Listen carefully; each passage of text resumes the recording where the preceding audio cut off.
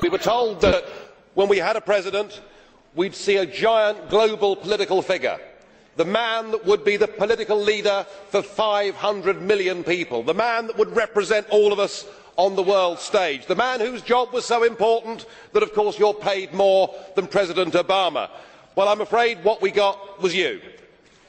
And I'm sorry, but after that performance earlier that you gave, and I don't want to be rude, but you know, really, you have the charisma of a damp rag and the appearance of a low-grade bank clerk.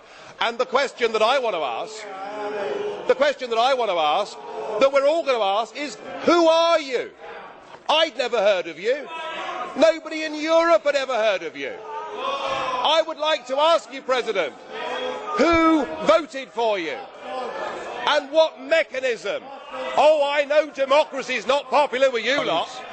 And what mechanism do the peoples of Europe have to remove you? Is this European democracy?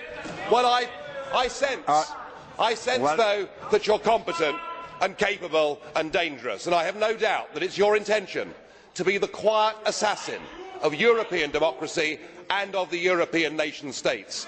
You appear to have a loathing for the very concept of the existence of nation states. Perhaps that's because you come from Belgium, which of course is pretty much a non-country. But since you took over, we've seen Greece reduced to nothing more than a protectorate. Sir, you have no legitimacy in this job at all, and I can say with confidence that I can speak on behalf of the majority of the British people in saying we don't know you, we don't want you, and the sooner you're put out to grass, the better. Well, as you said, Mr. President, you wouldn't like to be rude, and I prefer to go ahead with this statement. I'm very disappointed with you, President Buzek. It is not acceptable that in this Parliament a group chairman not only criticises the President of the Council, but calls him a wet rag.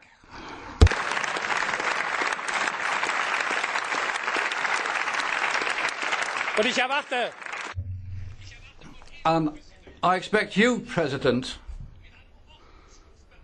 to call this person to order. It's not right that this man should be able to trample over the dignity of this House. And Joseph Dole, it's not just a case of getting or allowing the UK to leave the EU. It'd be better for Mr Farage to resign if the European Union and the European Parliament are such bad things in his eyes. Thank you, President. Just as I have said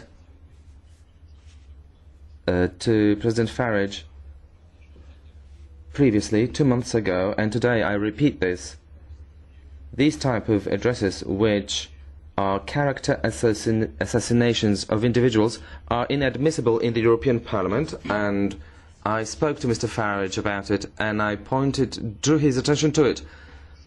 Mr Schulz, I'd like to say that this is how I work, and that's my way of going about it.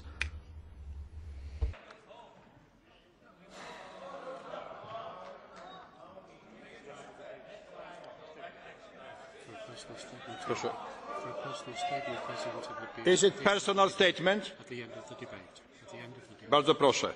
The floor is yours. You may not like what I say, but just consider your behaviour. You, after the Irish people in a referendum voted no, said that our group had opened, by supporting the no vote, that we'd opened the door to fascism. You said that we had behaved as a group in the Parliament like Hitler and the Nazis in the Reichstag. We've been called by Danny Cohn-Bendit mentally weak. You know, it has to be, it can't be one way. It is not personal statement. Mr. President Farage, it is not personal statement. I am very sorry, it was not personal statement. We must keep order and all the regulations of our Parliament.